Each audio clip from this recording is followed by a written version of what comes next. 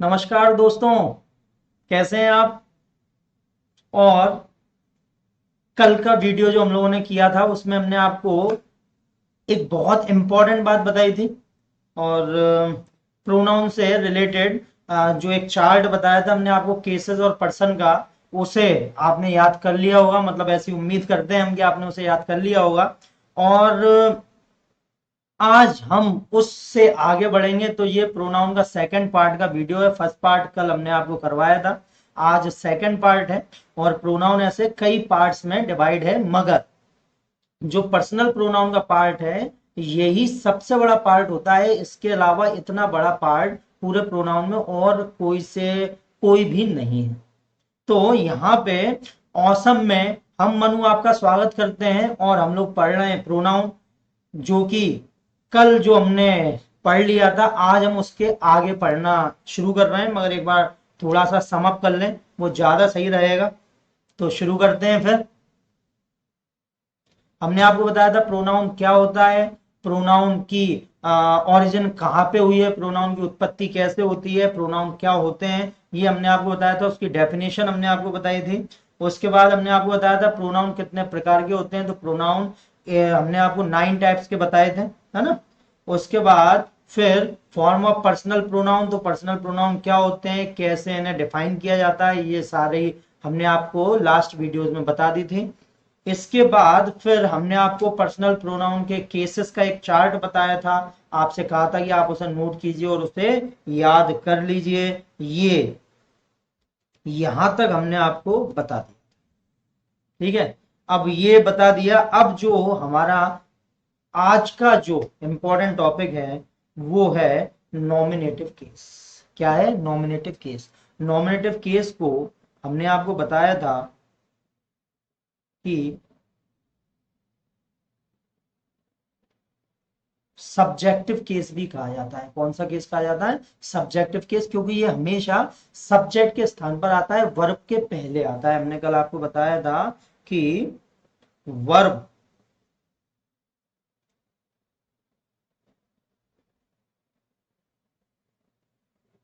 ये वर्ब है, वर्ब से पहले हमेशा सब्जेक्टिव केस और वर्ब के बाद हमेशा ऑब्जेक्टिव केस रहता है, ठीक है। तो इसे आपको हमेशा ध्यान रखना है, बिल्कुल अच्छे तरीके से इसे ध्यान रखना है कि वाक्य की शुरुआत सब्जेक्ट से होती है और वाक्य का अंत मतलब वर्ब के बाद हमेशा ऑब्जेक्ट आता है, ठीक है। तो वर्ब हम किसके अकॉर्डिंग लेते हैं, वर्ब हम लेते हैं सब्जेक्टिव केस के अकॉर्डिंग। किसके अकॉर्डिंग लेते हैं, सब्जेक्टिव केस के अकॉर्डिंग लेते हैं, ठीक है। तो नॉमिनेटिव केस जिन्हें हम बोल रहे हैं, तो नॉमिनेटिव केस अब इसमें आप देख सकते हैं दे, क्योंकि 100 वर्ब है, इसके पहले दे आ रहा है। और मैनी बिल्डिंग्स, यहां पे वॉज है, उसके पहले दे आ रहा है। तो देखिए आप वाक्य की शुरुआत यहां पे हो रही है, जैसे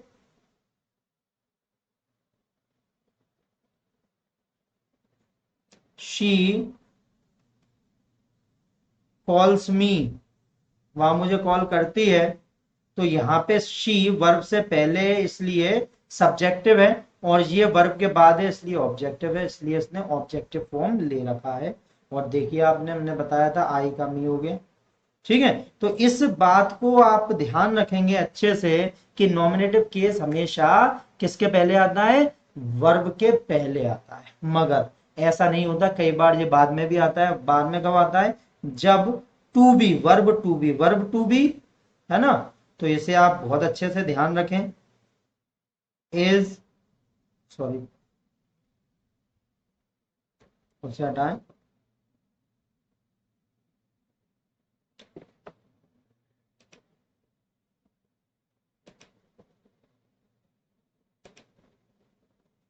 जी, तो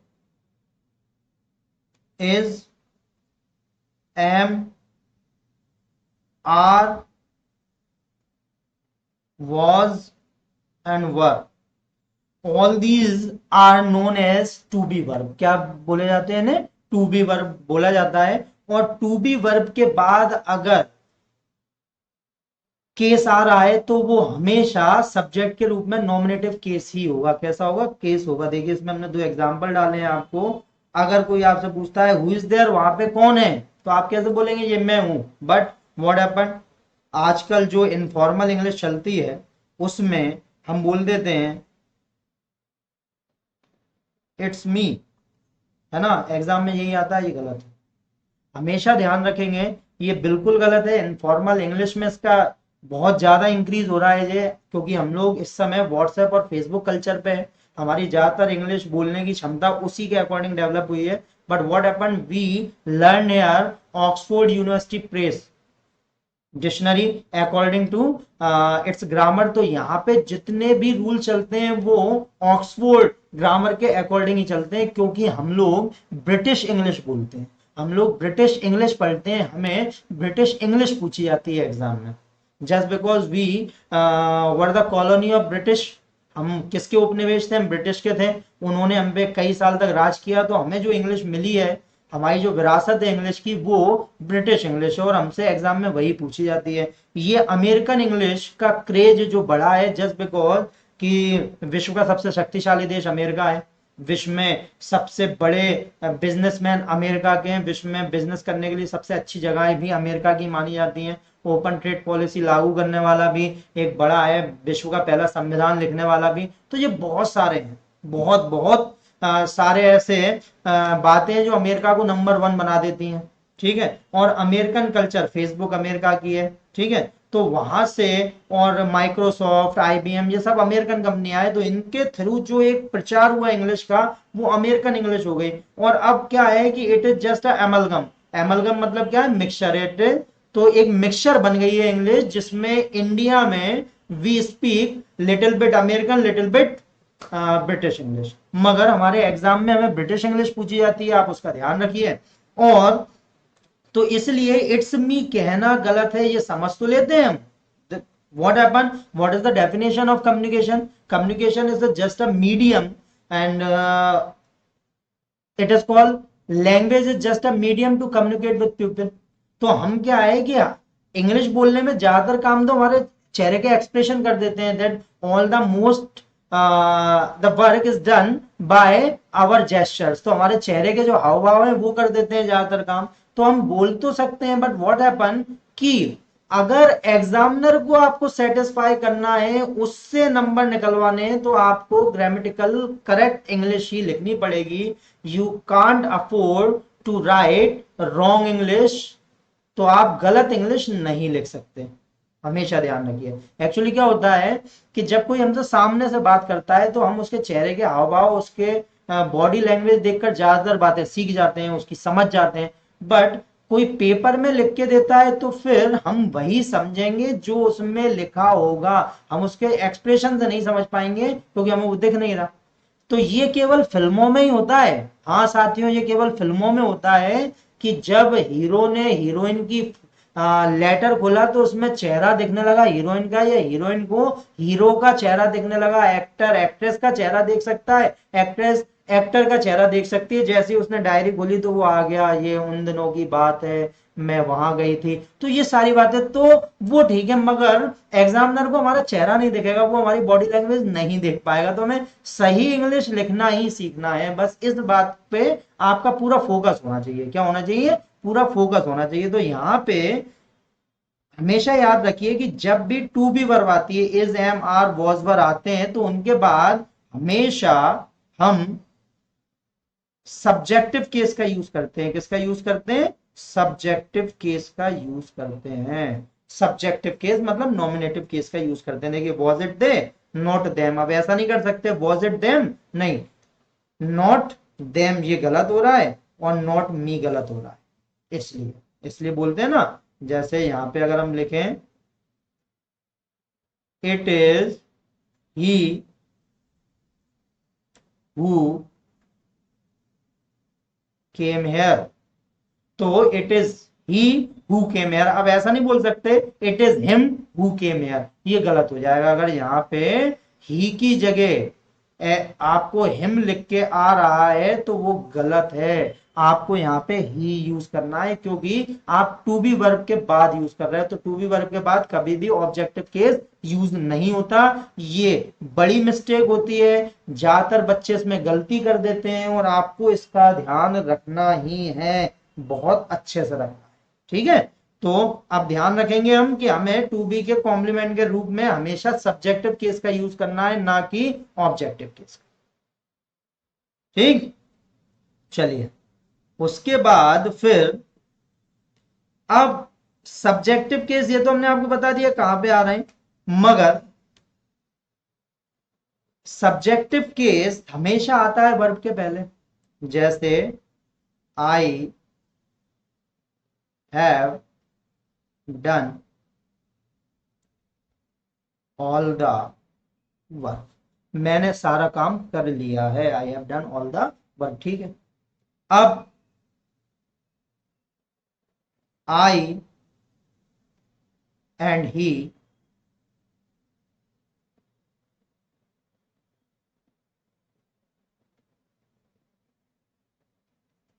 ऑल द वर्क।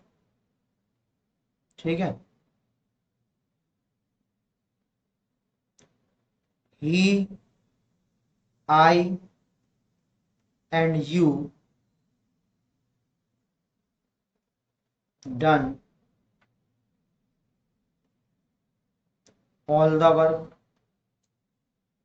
ठीक है, तो यहां पे आप देख सकते हैं कि यहां पे तो एक ही था, मगर जब यहां पे प्लूरल हुए, दो हुए, तो हमेशा इस बात का आप ध्यान रखेंगे कि जब भी दो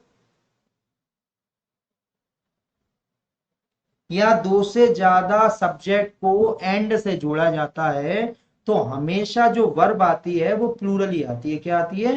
प्लूरल ही आती है, हमेशा इसे आप ध्यान रखें, प्लूरल वर्ब आएगी हमेशा, कभी भी सिंगुलर वर्ब नहीं आएगी। यहाँ पे ऐसा नहीं है ही एंड आई हैज, ऐसा नहीं हो पाएगा, नहीं, हमेशा प्लूरल ही वर्ब आएगी। उसके अलावा अब ये पूरी तरह सही नहीं है, सही कैसे होगा इसे हम आपको बताते हैं। देखिए, ये तो आपने नोट कर लिया कि हमें कैसे करना है।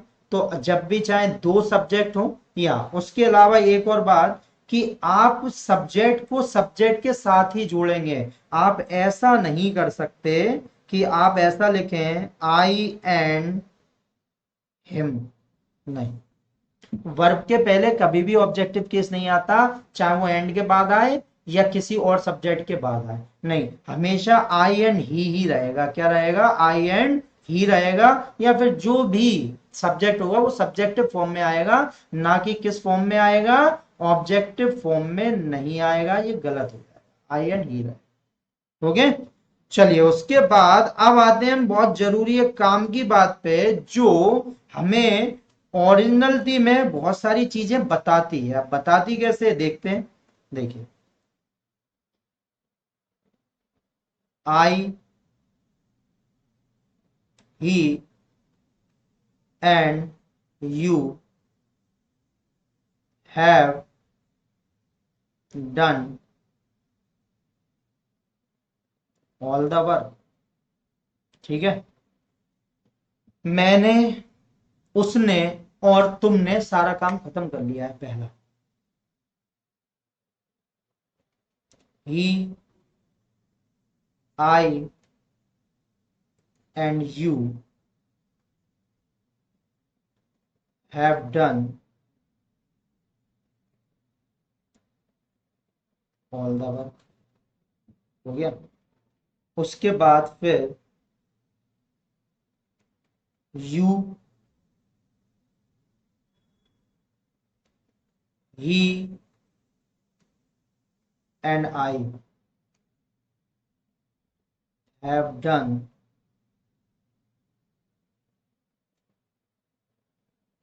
have done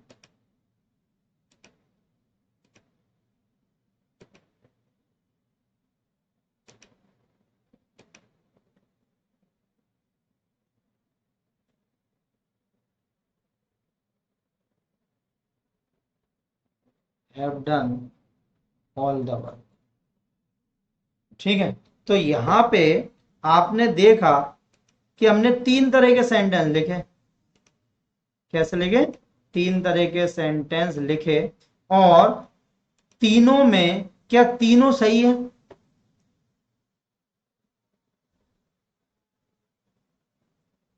क्या तीनों सेंटेंस सही है?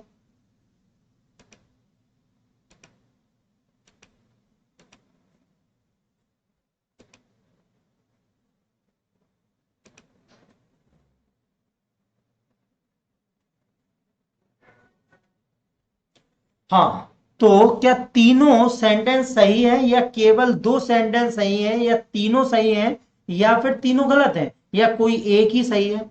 अब इससे हमेशा पूछा जाता है एग्जाम में। ये ऐसे सेंटेंस हैं, ये ऐसा तरीका है जिसे याद करना बहुत जरूरी है, जिसे हमेशा एग्जाम में पूछा जाता है। अब अगर आप गौर देखें तो यहाँ पे हमने आई ही एंड यू लिखा है, यहाँ पे ही आई एंड यू लिखा है, और यहाँ पे यू ही एंड आई लिखा है। अब अगर गौर से देखा जाए तो कोई फर्क तो नहीं है, कहने का मतलब वही है, हेल्पिंग वर्ब अगर आप देखें प्लूरल आ रही है, ठीक है, कोई दिक्कत नहीं है, प्लूरल ही होना चाहिए। हमने आपको बताया जब दो सब्जेक्ट एंड से जुड़ते हैं तो हमेशा प्लूरल वर्ब हो जाती है, सिंगुलर नहीं रहती, हैज नहीं लगा सकते। अब सही कौन सा है?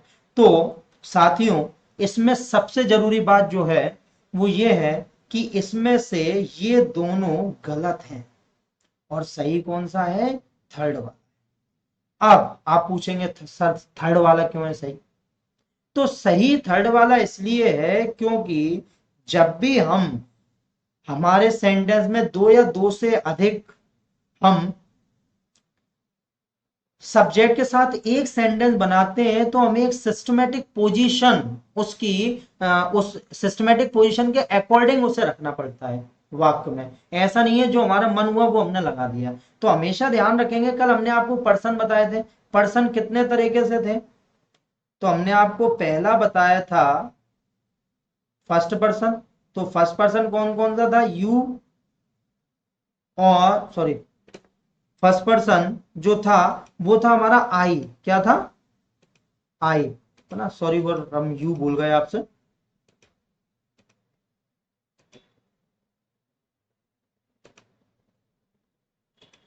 जी, तो फर्स्ट पर्सन हमारा था आई और वी, ठीक है।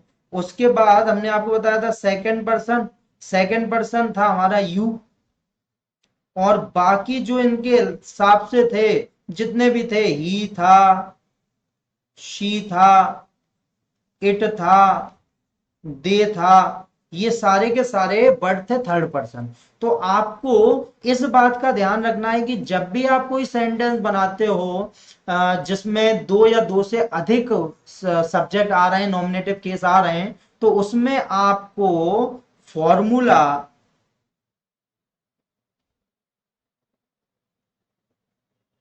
231 का यूज करना होता है। किसका यूज करना पड़ता है? 231 का यूज करना पड़ता है साथियों, इसका आप बिल्कुल ध्यान रखें, इसे याद कर लीजिए।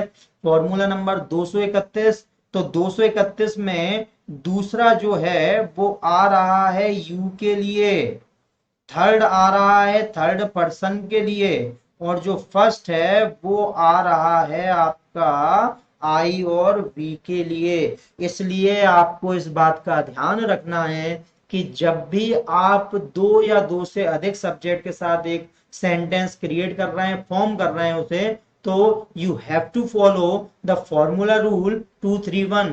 What is the rule? 231, 2 for you second person, 3 for he she it और दे, जो भी हो, and then first person I और वी। और इसे आप कभी भी नहीं नकार सकते, ये आपको हमेशा सही करके ही देगा, हमेशा आपके नंबर रहेंगे। और ये एसएससी और बैंकिंग में पूछा जाने वाला मेन एरर होता है, कई बार पूछा गया है और हर साल किसी ना किसी पेपर में पूछा ही जाता है। बाकी सारे एग्जाम में तो ठीक है, मगर इन दोनों एग्जाम में भी पूछा जाता है, क्योंकि इनकी इंग्लिश बाकी सारे एग्जाम की इंग्लिश से थोड़ी ज्यादा ट्रिकी होती है, उसका लेवल थोड़ा हाई होता है। तो आप इसे ध्यान रखिए, आपको ये फॉर्मूला याद होना ही चाहिए। क्या होना चाहिए?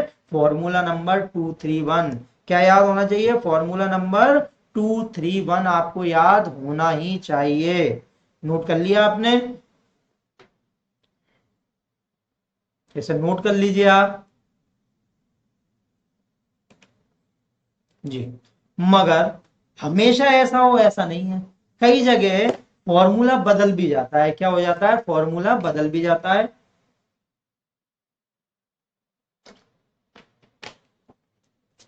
साथियों पानी पीते रहा कीजिए, है ना, गर्मी बहुत ज्यादा है। और अभी फिलहाल जब हम रिकॉर्डिंग कर रहे हैं तो बाहर बारिश हो रही है, मौसम अच्छा हो गया है थोड़ा, मगर नॉर्मली काफी ज्यादा सफोकेशन वाला मौसम इस समय हम लोग देख रहे हैं मध्य प्रदेश में। ऐसी ही पूरी जगह पे मौसम है, बारिश नहीं हो रही है, धूप और टेम्परेचर बहुत ज्यादा अति पे है। इवन लोगों को सनबर्न्स होने लगे हैं। क्या होने लगे हैं? सनबर्न्स। धूप इतनी तेज है कि उनकी स्किन जो है वो बर्न होने लगी है। तो आप सोचिए, ऐसे माहौल में लोग अपना काम कर रहे हैं। ठीक है, तो आप तो घर पे हैं, तो आपको तो बहुत अच्छे से पढ़ाई करनी है। क्या करनी है? बहुत अच्छे से पढ़ाई करनी है। तो यहाँ पे एक जो दूसरी बात है, अब जैसे अगर हम बात करें, I you and he have absented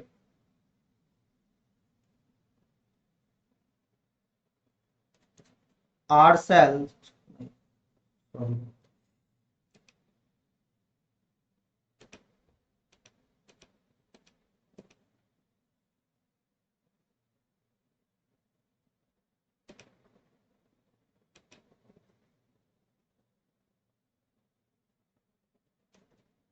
ourselves from the class. I, you and he have absented ourselves from the class. हम लोगों ने खुद को, मतलब मैंने, तुमने और उसने क्या किया था? खुद को क्लास से एब्सेंट कर लिया। हम लोगों ने बंक कर दी क्लास। ठीक है। या फिर I you and they are criminals. तो मैं, तुम और वे क्या हैं? क्रिमिनल्स हैं। तो यहाँ पे आप देखेंगे कि हम फॉर्मूला 231 का यूज नहीं कर रहे हैं। क्यों नहीं कर रहे हैं? अब आपको ऐसे ही सेंटेंस आएंगे, मगर उसमें क्या होगा? ये सेंटेंस ऐसा दिया जाएगा आपको, you they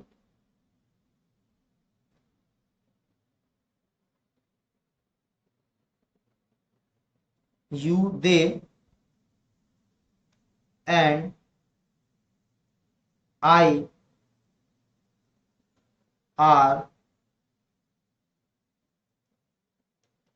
criminals. You they and I R criminals मतलब, तो देखिए, अब आप सोचोगे कि सर ने तो बताया था, मनु सर ने बताया था कि हमें तो फॉर्मूला 231 का यूज करना है, मगर वो 231 का यूज यहाँ पे नहीं होगा। अब यहाँ पे क्यों नहीं होगा? तो उसका सबसे बड़ा कारण ये है कि यहाँ पे ये सेंटेंस गलत है, और यहाँ पर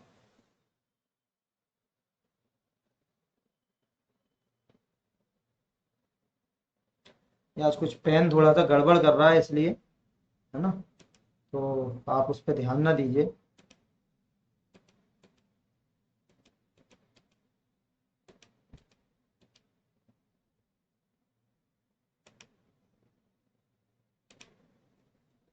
यस। तो एक फॉर्मूला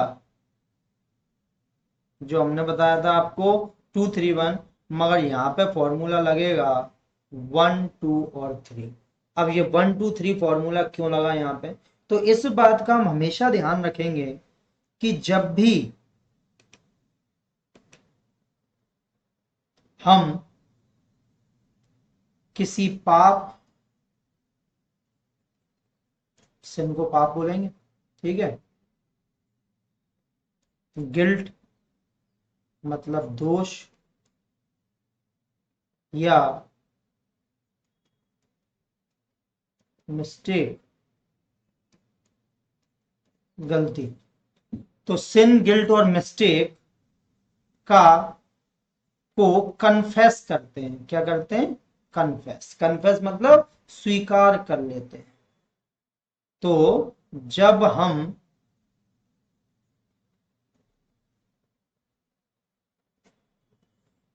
हम किसी भी पाप, गिल्ट या गलती को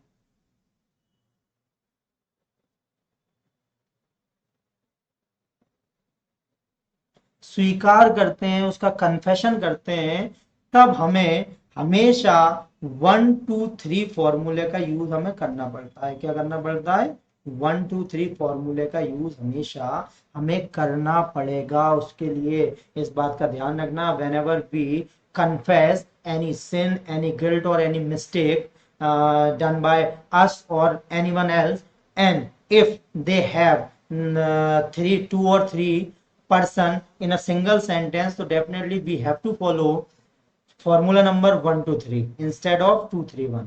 2 3 1 फॉर्मूला साधारण वाक्यों में आता है, जिसमें हम नॉर्मल बातें करते हैं, आज हम पिकनिक पे चलते हैं, आज हम लोग पार्टी करते हैं, आज हम लोग पढ़ रहे हैं, ये। मगर जब आप कोई पाप करें, जब आपसे कोई गलती हो जाए, कोई दोष हो, तो आप फिर जब उसे कन्फेस करते हैं, उसे स्वीकार करते हैं, तो फिर आपको फॉर्मूला नंबर 1 2 3 की यूज करना पड़ता है। किसका यूज करना पड़ता है? फॉर्मूला नंबर 1 2 3 का यूज करना पड़ता है। ये आप ध्यान रखिए, है ना। तो 2 3 1 और 1 2 3 ये दोनों फॉर्मूले काफी इंपॉर्टेंट है। कब कब होंगे इन्हें आप ध्यान कर लीजिए, है ना। कोई पाप हो रहा है, कोई गिल्ट हो जाए या गलती हो जाए, तो फिर हम 1 2 3 यूज करेंगे। साधारण वाक्यों में 2 3 1 का ही हम यूज करेंगे। इसे ध्यान से सुनिए, ध्यान से समझिए, ठीक है। और कोई डाउट हो तो आप बिल्कुल कमेंट बॉक्स में कमेंट कीजिएगा, हम उसे बिल्कुल बहुत अच्छे से आपको समझाएंगे, ठीक है। तो यहां तक समझ में आ गया कि हमें अपने सेंटेंस को कैसे बनाना है। आज तक हम कोई सा भी सब्जेक्ट कहीं भी रख देते थे, ये गलत होता था। फिर हम सोचते थे कि हमारी किस्मत खराब है, क्योंकि हमने पेपर तो सही किया था मगर हमारे नंबर स्कोर नहीं हुए। मगर ऐसा नहीं होता, किस्मत खराब नहीं होती। किस्मत खराब इसलिए नहीं है क्योंकि आपको इतनी बुद्धि ऊपर वाले ने दी है कि आप अपने अच्छा फ्यूचर बनाने के लिए पढ़ाई कर रहे हैं। किस्मत खराब उनकी होती है जिनमें बुद्धि नहीं होती, जो अपना टाइम वेस्ट कर रहे हैं। हाँ, किस्मत खराब आप मानते हैं, मगर जब आप में बुद्धि है, आपके मम्मी पापा आपको सपोर्ट कर रहे हैं, आप खुद अपने आप को सपोर्ट कर रहे हैं, तो आपकी किस्मत बिल्कुल खराब नहीं है, क्योंकि ऊपर वाले ने कोई ना कोई मिशन आपके लिए दिया है, इसलिए आपको उसी तरीके से वो चला। तो ध्यान रखना, किस्मत खराब होना कहना हमेशा गलत होता है। आप पहले अपना पूरा 100% प्रयास कीजिए, तब जाके पता चलेगा कि आपने अच्छे तरीके से मेहनत की या नहीं की और उसका रिजल्ट मिला। अच्छा, आप खुद बताइए, जब भी रिजल्ट आता है और हम फेल हो जाते हैं, तो हम हर किसी से झूठ बोल सकते हैं। मम्मी पापा भोले होते हैं, उन्हें हमसे प्यार है, उन्हें ये लगता है कि क्यों बच्चा रह गया, इसने तो इतनी मेहनत की थी, और वो कहती है बेटा अगली बार कोशिश करना, तुम चिंता मत करो। पापा को ये चिंता है कि कोई हम गलत कदम ना उठा लें, तो वो हम लोगों के लिए, हम उनके लिए हीरो ही होते हैं उनके, ठीक है। वो हमेशा सपोर्ट करते हैं हमें। मगर हम अपनी असलियत जानते हैं, जब हम शीशे में शक्ल मिलाते हैं, अपनी आंखों में आंखें डालते हैं, तो आंखें कभी झूठ नहीं बोलती। वो आंखें आपकी अंतरात्मा है, it is just your inner soul. और when we match the eyes to eye, जब हम आंखों से आंखें मिलाते हैं, तो हमारी आंखें झुक जाती हैं, क्योंकि हमें पता होता है हमने अपना 80% भी परफॉर्म नहीं किया। हमें पता था हमने कहां पे अपना टाइम वेस्ट कर दिया। तो जिस दिन आप अपनी आंखों में आंखें मिला के बोलने लगेंगे कि हाँ, इससे बेहतर मैं नहीं कर सकता, उस दिन आपका सिलेक्शन हो जाएगा। क्या हो जाएगा? उस दिन आपका सिलेक्शन 100% हो जाएगा। ध्यान रखिएगा साथियों, बिल्कुल मनु सर की ये बात ध्यान रखिएगा कि आपका सिलेक्शन तब होगा जब आप अपनी आंखों में आंखें डाल के बोल पाएंगे कि हाँ, मैंने अपना 100% दिया। तो चलिए आगे बढ़ते हैं। तो देखिए, हमने बोला था ना कि ये चैप्टर बड़ा होगा, और आपको देखिए कितने सारे पॉइंट इसमें मिले, मिले या नहीं मिले, सही से बताइए। बिल्कुल 100% मिले हैं ना। थोड़ा पैड गड़बड़ कर रहा है, मगर वो कोई प्रॉब्लम नहीं है। हम आपके सामने बोल रहे हैं सारी बातें, और आप उसे समझ भी रहे हैं, ठीक है। अब बात आती है कि ये तो हमने नॉमिनेटिव केस पढ़ लिया, मगर एक्यूजेटिव केस क्या है। तो इसमें एक जो पॉइंट है कि is am are was verb के साथ हमने आपको बता दिया कि हमेशा नॉमिनेटिव केस आता है, सब्जेक्टिव केस आता है, मगर अन वर्ब के बाद ये हमेशा ऑब्जेक्टिव केस में ही पीछे रहता है। देखिए यहाँ पे किल्ड वर्ब है तो उसके बाद हेम आ रहा है, ही नहीं आ रहा क्योंकि वर्ब के बाद है। तो वर्ब के बाद ऑब्जेक्ट, वर्ब से पहले सब्जेक्ट। अब आता है एक्यूजेटिव केस। तो एक्यूजेटिव केस इसे हम लोग ऑब्जेक्टिव केस भी बोलते हैं। क्या बोलते हैं? ऑब्जेक्टिव केस भी बोलते हैं। और ऑब्जेक्टिव केस जो है वो हमेशा वर्ब के बाद आता है। क्या आता है? वर्ब के बाद आता है। इस बात का हम ध्यान रखेंगे। चार्ट में आपने याद कर लिया होगा कि कौन से सब्जेक्ट और कौन से ऑब्जेक्टिव केस होते हैं। ठीक है, तो हमेशा किसके बाद आएगा? वर्ब के बाद आएगा। ठीक है, उसके बाद एक बात और, जो ऑब्जेक्टिव केस है वो वर्ब के बाद तो ठीक है, मगर अगर कोई प्रपोजिशन, अगर कोई प्रपोजिशन आ रही है, अब प्रपोजिशन तो बहुत सारी होती है, जब हम प्रपोजिशन आपको पढ़ाएंगे तो उसमें सारी बातें क्लियर करेंगे प्रपोजिशन क्या होती है, मगर हम एक नॉर्मल देखते हैं जैसे in, on, for, from, over, under, ये सारी क्या है? ये प्रपोजिशंस हैं। और प्रपोजिशन के बाद यदि कोई केस आने वाला है तो वो केस हमेशा ऑब्जेक्टिव, हमेशा ऑब्जेक्टिव केस ही होगा। कौन सा केस होगा? ऑब्जेक्टिव केस ही होगा। अब वो ऑब्जेक्टिव केस क्यों है तो आप देखिए जरा, he depends on me, he depends on me. वो किसके ऊपर डिपेंड है? वो मेरे ऊपर डिपेंड है। He depends on me, he depends on me. इसे आप ध्यान रखिए कि वो मेरे ऊपर निर्भर है। तो यहां पे आप देखेंगे ऑन के बाद आई नहीं आ रहा है, क्या आ रहा है ना? ही डिपेंड्स ऑन मी, मतलब वो मेरे ऊपर डिपेंड है। अगर हम दूसरा एक सेंटेंस देखें, जैसे यहां पे एक सेंटेंस हम लोग और लिखें,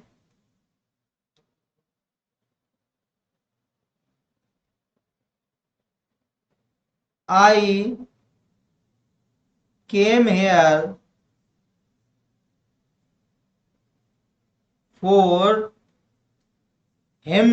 मैं तो यहां उसके लिए आया था। मैं किसके लिए आया था? उसके लिए। अब यहां पे आप ऐसा नहीं बोल सकते फॉर ही, क्यों? क्योंकि प्रपोजिशन के बाद हमेशा ऑब्जेक्टिव केस ही आता है। क्या आता है? ऑब्जेक्टिव केस आता है। इसे आपको बहुत अच्छे से ध्यान रखना है कि प्रपोजिशन जब भी आएगी तो उसके बाद कौन सा केस आएगा? ऑब्जेक्टिव केस आएगा। हमेशा इसे आप ध्यान रखें कि जब भी प्रीपोजिशन आने वाली है तो कौन सा केस आने वाला है? ऑब्जेक्टिव केस आने वाला है।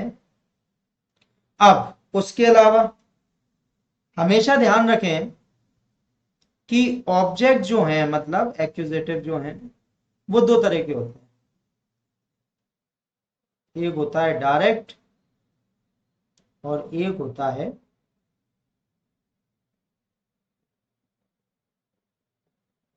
इनडायरेक्ट।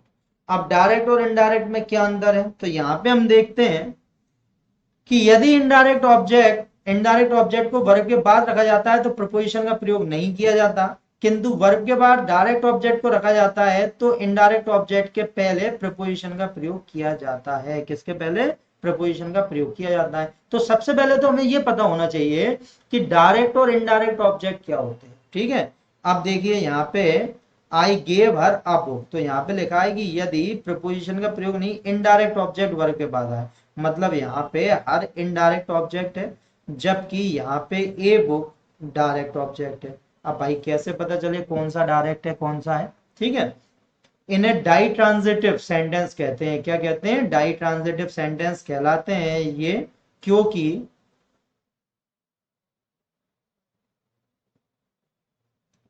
क्योंकि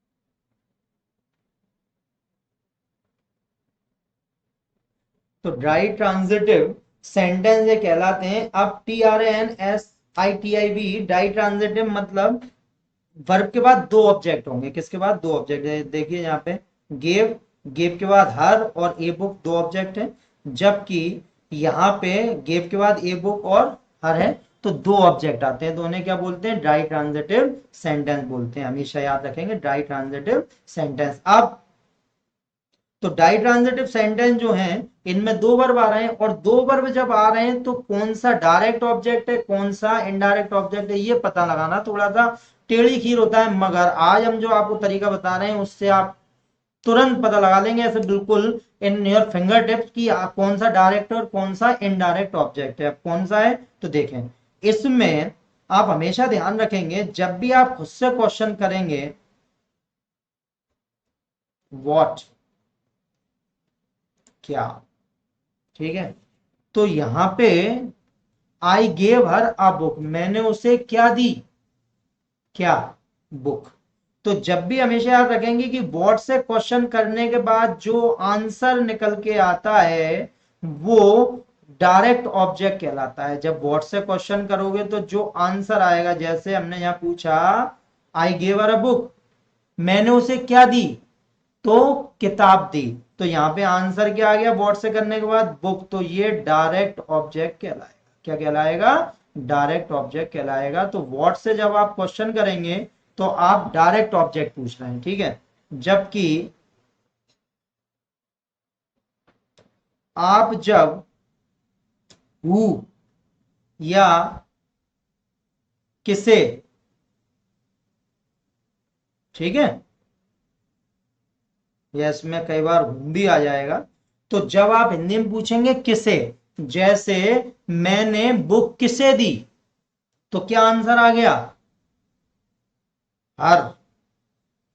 मैंने बुक किसे दी, मैं किसके लिए बुक लेके आया था? तो मैं उसके लिए लाया था, तो ये हो जाएगा इनडायरेक्ट ऑब्जेक्ट। क्या हो जाएगा?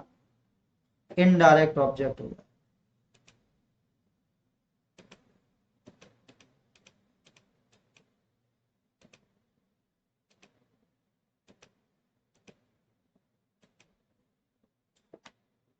ठीक है, तो यहां पे आपको समझ में आया कि डायरेक्ट और इनडायरेक्ट कैसे निकाल सकते हैं हम डायरेक्ट और इनडायरेक्ट निकाल सकते हैं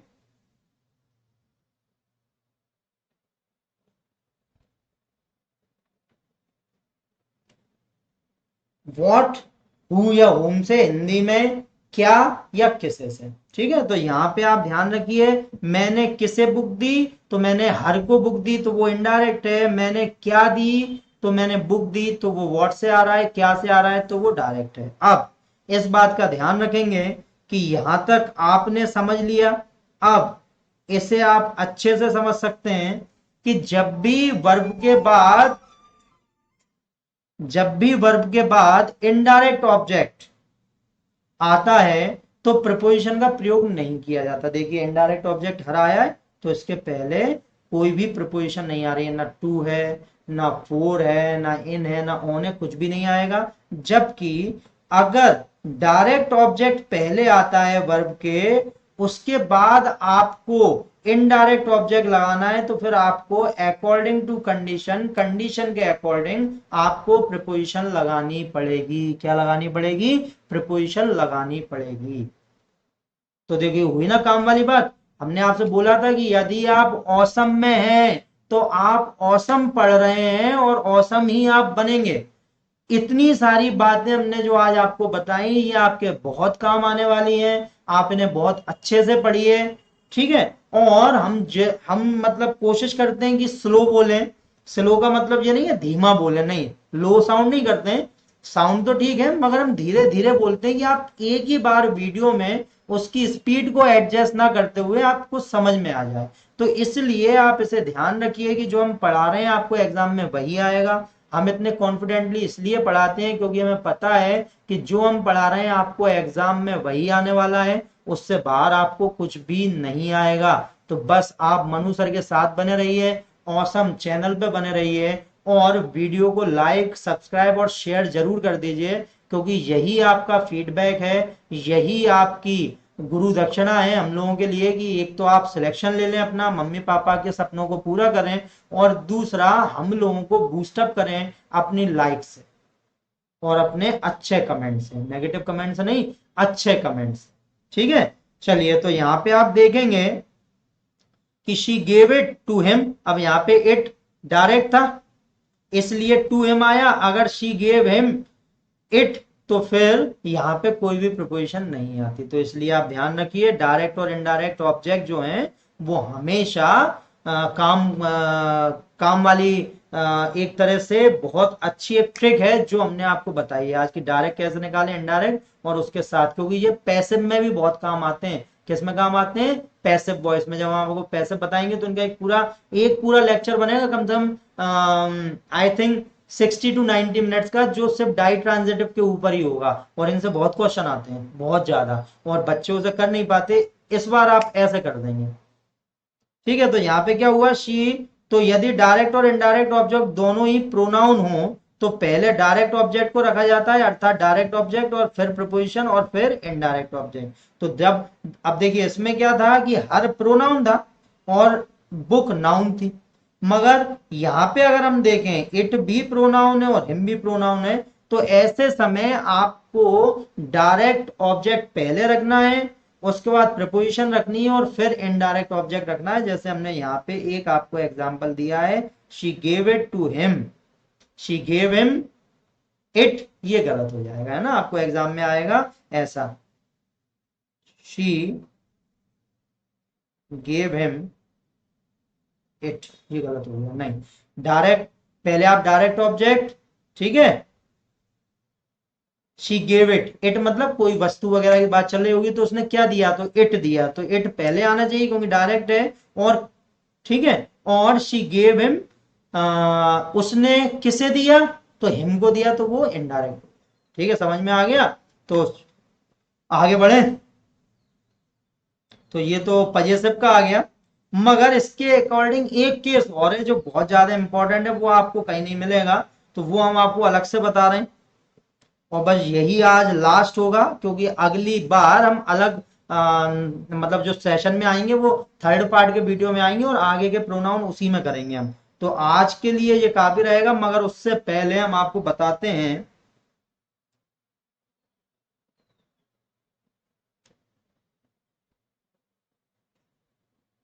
then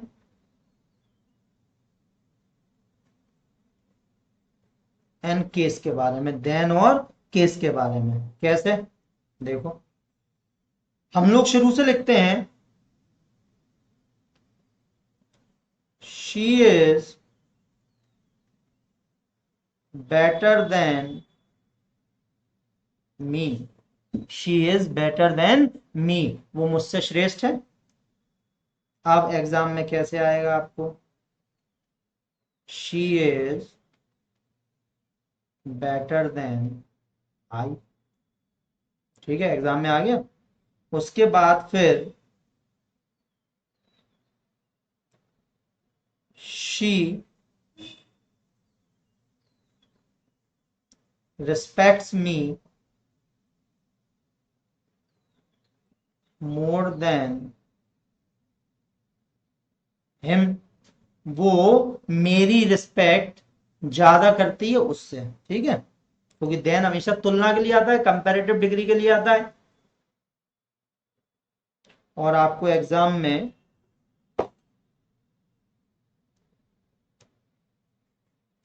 she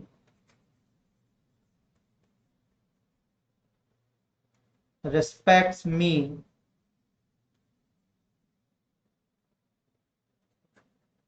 more than you।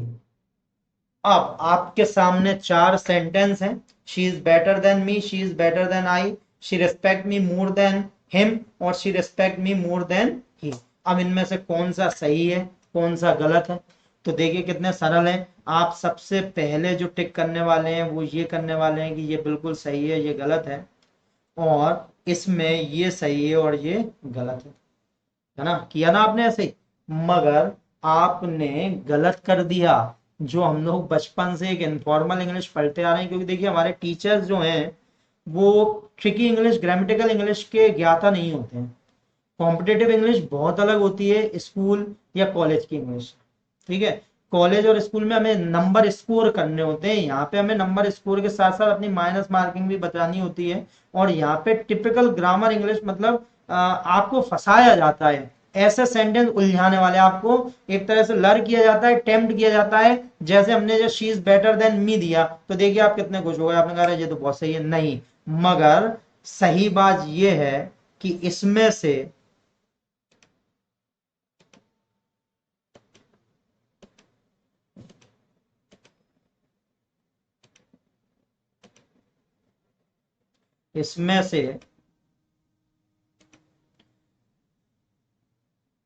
सही है ये वाला और गलत है शी इज बेटर देन मी, है ना। शी इज बेटर देन मी, तो कैसे हम करें उसे सही।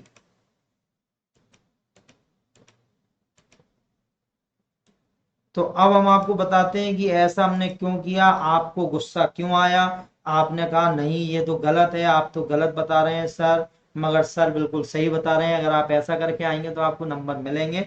अब देखिए, ठीक है, तो ये नोट आप कर लें सेंटेंस, और फिर हम आपको बता रहे हैं कि क्या सही है। देखिए, हमने यहां लिखा सबसे पहले she is better than me, she is better than me. उसके बाद हमने सेकंड सेंटेंस लिखा शी इज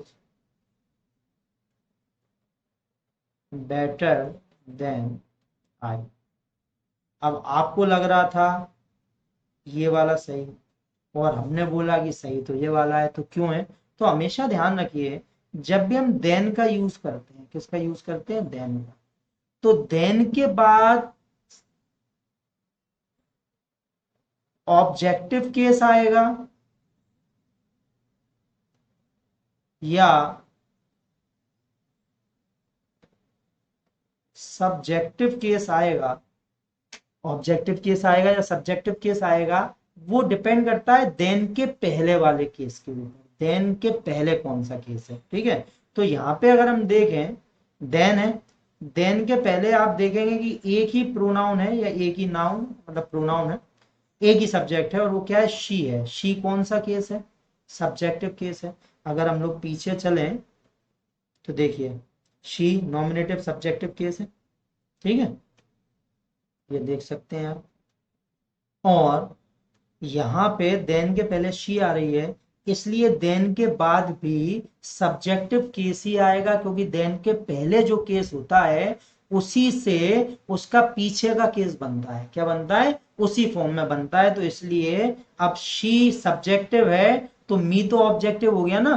क्या हो गया, मी ऑब्जेक्टिव है। देखिए मी आई का ऑब्जेक्टिव केस है, जबकि मी का सब्जेक्टिव केस क्या है, आई है। तो इसे आप ध्यान रखिए कि हमने देन देखा, जब भी ऐसा कोई सेंटेंस आए तो आप देखिए देन, देन के पहले आपको क्या दिख रहा है, देन के पहले आपको दिख रहा है शी, और शी तो सब्जेक्टिव केस है क्योंकि सेंटेंस शुरू हुआ है उससे। तो आपको पीछे फिर मी की जगह क्या करना पड़ेगा, आई करना पड़ेगा। इसलिए ये वाला सेंटेंस सही है और ये वाला सेंटेंस गलत है। हुई ना काम वाली बात। देखिए, अच्छा आप क्या कर रहे थे अभी तक, आप खुद सोचिए कि आप कितना गलत करके आ रहे थे। अब उसके अलावा दो सेंटेंस और दिए थे हमने आपको, एक दिया था she respects me,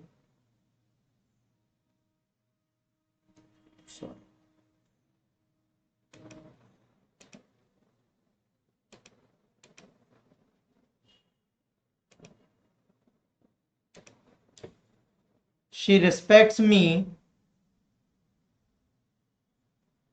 more then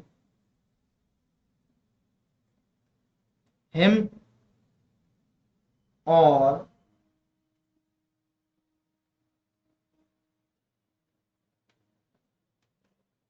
respects me